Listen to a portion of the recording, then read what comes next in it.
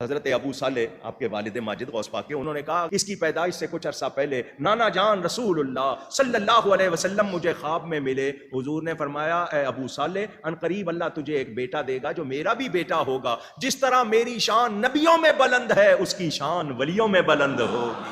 مفتی صاحب کی بارگاہ میں سوال یہ ہے کہ شب معراج جب آقا دو جہاں صلی اللہ علیہ وسلم براق پر سوار ہونے لگے تو سنا گیا ہے کہ اس وقت حضور غوث اعظم رضی اللہ تعالیٰ عنہ کی روح مبارکہ حاضر ہوئی اور آقا علیہ السلام نے حضور غوث اعظم کے کندھے پر قدم رکھ کر براق پر سواری فرمائی. اس کے بارے میں وضاحت فرما دیجئے کہ یہ کہاں تک درست ہے. کافی مشہور ہے، مشہور معروف ہے، لیکن کتب احادیث کے اندر موجود نہیں. ٹھیک ہے. اس لیے امام اہل سنت امام محمد رضا خان علیہ رحمۃ الرحمن نے عقلی طور پر اس پر جو اعتراضات ہوتے تھے ان کا جواب دیا ہے کہ روح تو موجود ہے، پہلے سے موجود ہے. بندہ پیدا نہیں ہوا اس سے پہلے ہی موجود ہے. روح تو موجود ہے، پہلے سے موجود ہے. ٹھیک ہے. تو روحانی روح کا وہاں پر جانا یہ ممکن ہے. اور ساتھ ساتھ یہ کہ کسی چھوٹے مرتبے والے کا اپنے بڑے والے مرتبے کے لیے کوئی کام کرنا، یہ ایسا نہیں ہے کہ وہ کام نہیں کر سکتا، بلکہ یہ از قبیل خدمت. واہ واہ واہ. حضرت غوث پاک رضی اللہ تعالیٰ عنہ کا اس طرح اپنے کندھے پیش کرنا یہ خدمت کے لیے تھا. ٹھیک ہے. تو لہذا عقلی طور پہ جو اعتراضات ہیں وہ تو ان کا کوئی اعتبار نہیں ہے، اس طرح ممکن ہے. ٹھیک ہے. لیکن کتب حدیث میں اس طرح کی روایت موجود ہے. سرکار غوث العظم دستگیر کا مرتبہ کیا ہے؟ مرتبہ یہ ہے، شیخ عبدالقادر دہلوی نے لکھا، فرمایا جس وقت غوث پاک سے یہ کہلوایا گیا، یہ کسی سے کہلوایا نہیں گیا، صرف میرے مرشد غوث پاک کو یہ اختیار دیا گیا، کیا کہہ دو قدمی ہاذہی علی رکبت کل ولی اللہ، میرا قدم ہر ولی کی گردن پر ہے. فتاوی رضویہ شریف میں بھی ہے، تحفۃ القادریہ میں بھی ہے، جلاء الخاطر فی مناقب عبد القادر میں بھی ہے. میرے آقا معراج پہ چلے، میرے حضور معراج پہ چلے، کہاں پہنچے؟ سدرہ کے آگے. سدرہ کے آگے جب حضور گئے، سدرہ تک جبریل ساتھ میں. اب میرے مرشد کی شان، عبد القادر جیلانی کی شان سنو. جہاں جبریل کے پر تھکتے ہو اور وہاں کسی کی روح جوان کی موجود ہے، حضور کعبہ قوسین میں جانا چاہتے ہیں، وہ جوان اپنی گردن پیش کرتا ہے، حضور قدم رکھ کر کے چلے جاتے ہیں اور اللہ سے پوچھتے اللہ یہ تھا کون؟ رب نے فرمایا حبیب یہ جو خوبصورت جوان جس کے کندھوں پہ پیر رکھ کر کے آپ اوپر کی بلندیوں پہ آئے ہیں، اس کا نام عبد القادر جیلانی ہے. یہ آپ کی اولاد میں سے ہے. جو مرتبے نبیوں میں تمہیں عطا کیا ہے وہ ولیوں میں اس کو عطا کیا. علی بھی اگلا سوال ہے. علماء فرماتے ہیں نبی علیہ السلام معراج پر گئے تو جبرائیل سدرۃ المنتہا پہ رک گئے تو حضور صلی اللہ علیہ وآلہ وسلم غوث پاک کے کندھوں پر چڑھ کر اوپر گئے تو اللہ نے کہا ہے محمد صلی اللہ علیہ وآلہ وسلم جو مرتبہ تمہارا انبیاء میں ہے وہی مرتبہ ولیوں میں غوث پاک کا ہے. ایسے علماء پر اللہ کی لعنت، اللہ کے فرشتوں کی لعنت، تمام لعنت کرنے والوں کی لعنت جو اس طرح کا جھوٹ اللہ کے نبی صلی اللہ علیہ وآلہ وسلم کی طرف منسوب کر رہے ہیں، کیونکہ یہ حضور پہ جھوٹ باندھا ہے نا. بخاری اور مسلم دونوں میں حدیث ہے، اور مسلم کی پہلی حدیث مولا علی علیہ السلام سے یہ ہے جس نے میری طرف جھوٹ منسوب کیا وہ اپنا مقام جہنم میں دیکھ لے. یہ بالکل جھوٹ ہے کہ جی ہمارے نزدیک، اور خود یہ جو علماء فرماتے ہیں ان کے اپنے جو بڑے عالم ہیں احمد بریلوی اعلیٰ حضرت، ان کے نزدیک تو اولیاء میں جو سب سے بڑھ کر مقام ہے وہ تو حضرت ابوبکر صدیق رضی اللہ تعالیٰ عنہ کا ہے. تو شیخ عبدالقادر جیلانی بیچ میں کہاں سے آ گئے؟ کیونکہ ادر دین جتنے ہیں نا انبیاء کے وہ اولیاء ہی ہیں. مینلی تو دو کیٹیگریز ہیں نا، آگے اس کی سب کیٹیگریز ہیں، صدیقین، شہداء، صالحین، وہ الگ بات. لیکن جو دنیا میں دو کیٹیگریز ہیں نا بڑی ایمان والوں میں، وہ انبیاء اور غیر انبیاء ہیں. غیر انبیاء جو ہیں وہ اولیاء اللہ ہیں، اور ان میں سب سے ٹاپ کے اوپر صحابہ کرام ہیں، اہل بیت ہیں. تو یہ شیخ عبدالقادر جیلانی سے آگے کہاں سے لے آئے بیچ میں یہ؟ دوسرا، ان کو تو چھوڑ دیں، خود صوفیاء کی جو مین کتاب ہے تذکرۃ الاولیاء، اس کے اندر شیخ فرید الدین عطار نے بایزید بستامی، یزید ابا جی جنہوں نے لقب رکھا سی اپنا، ان کے بارے میں جنید بغدادی کا قول نقل کیا ہے بایزید کے چیپٹر میں کہ بایزید کا ہم میں وہی مقام ہے جو حضرت جبرائیل کا فرشتوں میں. تو اولیاء کا سردار تو وہ بایزید کو مانتے ہیں جنید بغدادی. تو شیخ عبدالقادر جیلانی تو شاہی کوئی نہیں، کیونکہ شیخ عبدالقادر جیلانی جو ہیں وہ 4 واسطوں سے خود جنید بغدادی کے مرید ہیں. یہ قادری سلسلہ تو عبدالقادر جیلانی کی طرف منسوب ہوا نا. عبدالقادر جیلانی جو ہے نا وہ تصوف میں سلسلہ جنیدیہ میں ہے. وہ تو خود جنید بغدادی کے جو ہے وہ پڑپوتا مرید ہیں، اور جنید بغدادی کہہ رہے ہیں کہ سب سے بڑا مرتبہ جو ہے نا جبرائیل کے برابر مرتبہ جس طرح جبرائیل کا فرشتوں میں ہے، جو فرشتوں کا سردار ہے. ہم صوفیاء میں جو ہے وہ بایزید بستامی کا آیت ہے، انہوں نے بھی کوڑ اور جھوٹ مارے ہیں. ہم تو کہتے ہیں کہ حضرت ابو بکر، عمر، عثمان و علی کا مرتبہ ہے، جن کے پیچھے اللہ تعالیٰ کا قرآن اور نبی الاسلام کے فرامین ہیں، علیکم بسنتی و سنت الخلفاء الراشدین المہدیین. یہ صرف بکواسیات ہیں، یہ جھوٹ ہے. اور یہ جھوٹ جو ہے نا یہ ہمارے جیلم سے بھی وہ سیف الملوک میں میاں محمد بخش صاحب کی طرف منسوب اشعار ہیں. ان کے اندر ہے کہ جدوں اوکھت آئی انبیاء تے روح میرا دا پہنچا، یہ سارے بکواسیات اس کے اندر ہیں. ہم نہیں کہتے، میاں محمد بخش صاحب نے کہے ہوں گے، ان کی طرف چلے منسوب ہوں گے، ایک ٹن اس نے زن رکھ لیتے ہیں.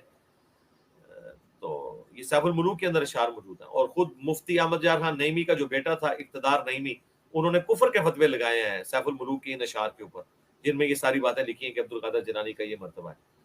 عبدالقادر جیلانی تو بری ہیں اس معاملے میں کہ ان کے ساتھ یہ چیزیں منسوب کی جائیں. یہ خام خواہ لوگوں نے منسوب کر دی ہمیں، تو بالکل جھوٹ ہے. اللہ تعالیٰ ان کو ہدایت دے. ان لوگوں نے صحابہ اہل بیت کو چھوڑ کے ان بابوں کے ساتھ وہ عقیدے وابستہ کر لیے. تو پھر ہر زمانے کے اندر پھر ایک علیحدہ معاملہ ہوگا. پھر مشہور کیا ہوا جی شیخ عبدالقادر جیلانی فرماتے ہیں کہ جی تمام اولیاء کی گردن پہ میرا پاؤں ہے، جس کی گردن پہ میرا پاؤں نہیں اس کی گردن پہ خنزیر کا پاؤں. اور قادری آگے کہہ رہے ہوتے ہیں سبحان اللہ، میرا یہ قدم تمام اولیاء کی گردن پر ہے. اس پہ سبحان اللہ پڑھنی چاہیے یا لعنت اللہ علی الکاذبین پڑھنا چاہیے؟ کیا اللہ کا کوئی نیک بندہ یہ کہہ سکتا ہے کہ تمام اللہ کے نیک بندوں کی گردن پہ میرا پاؤں ہے؟ کیا کبھی حضرت ابو بکر، عمر، عثمان و علی نے کہا ہے کہ تمام امت کی گردن پہ ہمارا پاؤں ہے، تمام صحابہ کی گردن پہ ہمارا پاؤں ہے؟ وہ تو کہہ بھی سکتے تھے علیکم بسنتی وسنت الخلفاء الراشدین المہدیین، سنن ابی داؤد، ترمذی، ابن ماجہ میں حدیث ہے. انہوں نے کبھی جرأت نہیں کی، انہیں پتا تھا یہ متکبرانہ جملے ہیں. تو اس کے اوپر یہ سبحان اللہ پڑھ رہے ہوتے ہیں اور کہتے ہیں جو ایک ولی سی انہیں نہیں منیا سی تے اس دی گردن خنزیر دا پیر آ گیا سی. اچھا پھر پھکی لے لیں. اگر یہی بات ہے کہ جو عبدالقادر جیلانی کو اپنا پیر یا ولی نہیں مانتا یا بابا نہیں مانتا اس کی گردن پہ خنزیر کا پاؤں ہے، تو ہم پوچھتے ہیں کہ جو مولا علی کو اپنا پیر اور اپنا امام اور اپنا خلیفہ نہ مانے اور ان کی بیعت نہ کرے، الٹا ان کے خلاف تلوار لے کے کھڑا ہو جائے، اس کی گردن پہ کس کا پاؤں ہے؟ ٹائم قیامت تک جائے اس گل کا جواب دینا جائے. جو عبدالقادر جیلانی کی ولایت کو نہ مانے اس کی گردن پہ تم لوگ کہتے ہو کہ خنزیر کا پاؤں. جو مولا علی کی بیعت نہ کرے، ان کی ولایت کو نہ مانے، الٹا ان کے خلاف تلوار لے کے کھڑا ہو جائے، پوری زندگی بغاوت میں گزارے ان کے ساتھ، اس کی گردن پہ پھر خنزیر سے کوئی بڑی چیز ڈھونڈنی پڑے گی جس کا پاؤں رکھا جائے. یہ میں آپ کی ڈاکٹر میں بات کروں، ہمارا کوئی لینا دینا نہیں. ہمارے لیے تو ایک ہی حدیث کافی ہے، صحیح بخاری 2812. عمار کو ایک باغی جماعت قتل کرے گی، عمار انہیں اللہ اور جنت کی طرف بلا رہے ہوں گے اور وہ جماعت عمار کو جہنم کی طرف بلا رہی ہوگی. تو باغی اور جہنم کی طرف بلانے والی جماعت، ٹھیک ہے جی، جس کو نبی علیہ السلام بھی فرمائے، تو پھر وہ جماعت اور اس جماعت کے سرغنہ کی گردن پہ کس کا پاؤں ہونا چاہیے جو تم نے ایکویشنز بنائی ہوئی ہیں؟ ٹائم قیامت تک جو جواب دینا چاہیے اس گل کا. جی ہاں، جھوٹ مشہور کیا ہوا ہے انہوں نے. ان کو خوف بھی نہیں آتا، اللہ سے ڈرتے نہیں ہیں کہ کس کس قسم کی باتیں.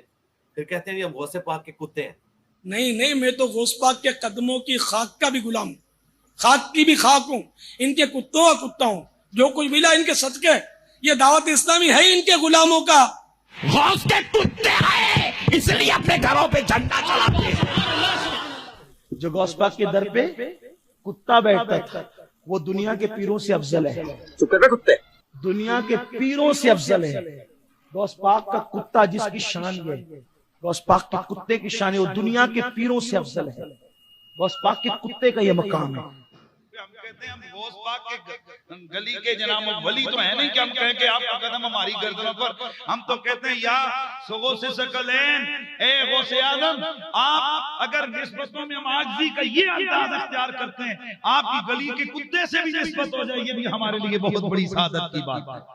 کچھ کہم ہی نہیں ہے آستانے پاک کے کتے، زمانہ पल रहा है खाक के टुकड़ा गौसे आजम का। सग के मुराद यहाँ 4 पाँव वाला सग नहीं है, 4 पाँव वाला कुत्ता नहीं है, बल्कि यह आजिज़ी का लफ्ज है। और कुत्ता जो है ये वफादारी की अलामत माना जाता है, कुत्ते की क्वालिटी है। वाह, और ये कुत्ता वफादार जानवर होता है। अच्छा, आप तो गौसे पाक के साथ वफादारी निभा रहे हैं, इस तरह की वफादारी गौसे पाक ने किसके साथ निभाई है? और अपने आप को वही कहा हो जो आप वो उनको कह रहे हैं। टाइम क़यामत तक जो जवाब दो कि तुसी गौसे पाक दे कुत्ते हो, और जिनसे तुम अपने आप को मंसूब कर रहे हो, ये रिश्ता उनका किसके साथ है? नबी इस्लाम के साथ है, सहाबा के साथ है, अहले बैत के साथ है, बताओ। और फिर वो गौसे पाक से साबित भी करना है, अपनी मर्जी से नहीं कहना। हाँ, ये याद रखना, तुम नहीं होते उनके ब्याह पे डिसाइड करने वाले, उनसे साबित करना है। टाइम क़यामत तक ये जवाब दो जी कुत्ता जो है वफादार जानवर है इसलिए हम कहते हैं। तो ठीक है ना, शेख अब्दुल कादिर जिलानी भी तो किसी के वफादार है ना, बताओ ना किसके हैं वो।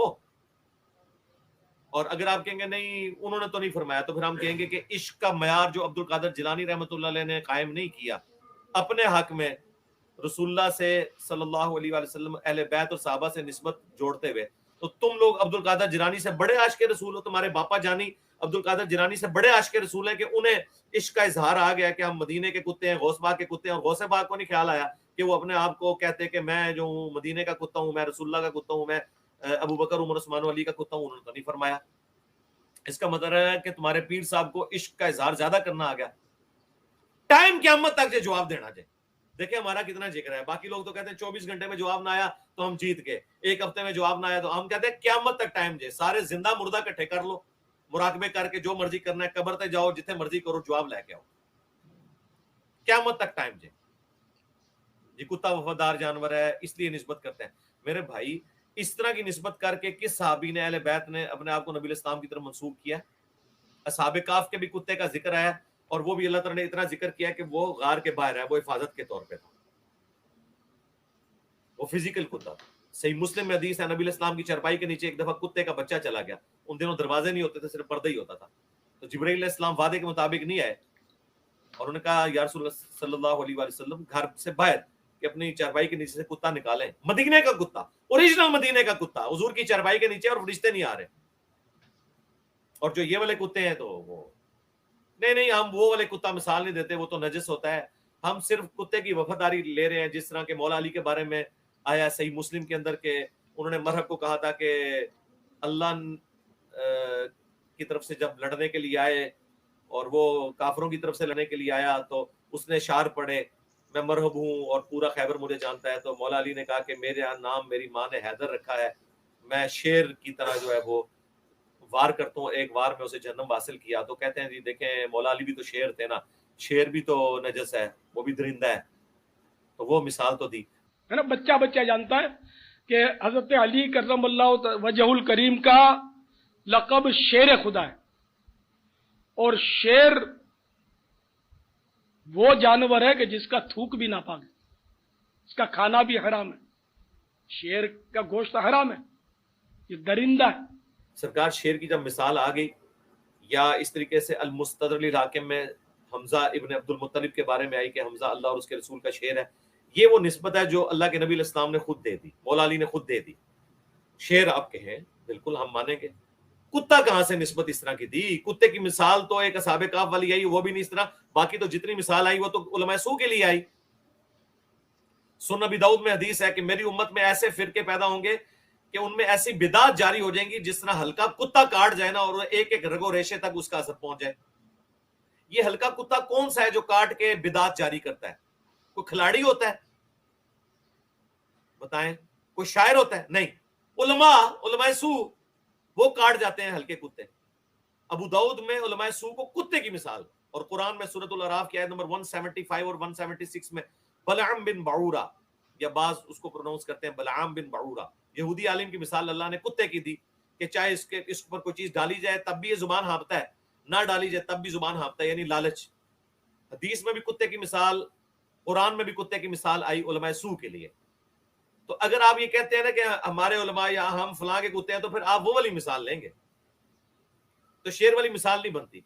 शेर बहादुरी की अलामत है, इसलिए शेर खुदा बोलते हैं। जैसे कि कोई बहादुर है, उसको बोलते हैं कि यार बड़ा शेर है, शेर का बच्चा है यार, शेर दिल आदमी है। शेर की बहादुरी का जिक्र तो आ गया, कुत्ते की वफादारी का जिक्र इस एतबार से कि कोई इंसान अपने आप को किसी दूसरे इंसान का कुत्ता कहे, ये कहां लिखा हुआ है? टाइम क़यामत तक जे जवाब देना जे, वरना मेरे को फकी ले लो। हमारे कान बंद है, हम बेरे सुनने के लिए। तवज्जो। फिर आपके बच्चों को, उनके दोस्तों को चाहिए कि कहें, यानी हमें तो कह सकते हैं शेर का पुत्र, या हमारे बच्चों को कि शेर का पुत्र, ते तुहाडे बच्चों को कहणगे कुत्ते का पुत्र कहणगे ना। कुछ हया कर। तो ठीक है, अगर तुम निस्बत अजीज है तो फिर दसो अपने बच्चों को कि जी मैं वल फलाने दे कुत्ते का पुत्र। टाइम क़यामत तक जे जवाब देना जे। मेरे दोस्तों ने ये वीडियो मुकम्मल देख ली, तो कैसी लगी आपको वीडियो? उम्मीद करता हूँ कि आपको अच्छी वीडियो लगी होगी। आपके इल्म में इजाफा हुआ कि नहीं हुआ, आप हमें कमेंट्स करके बताइएगा। और ऐसी अच्छी वीडियो देखने के लिए हमारे चैनल को सब्सक्राइब कीजिएगा। ओके, अल्लाह हाफिज़।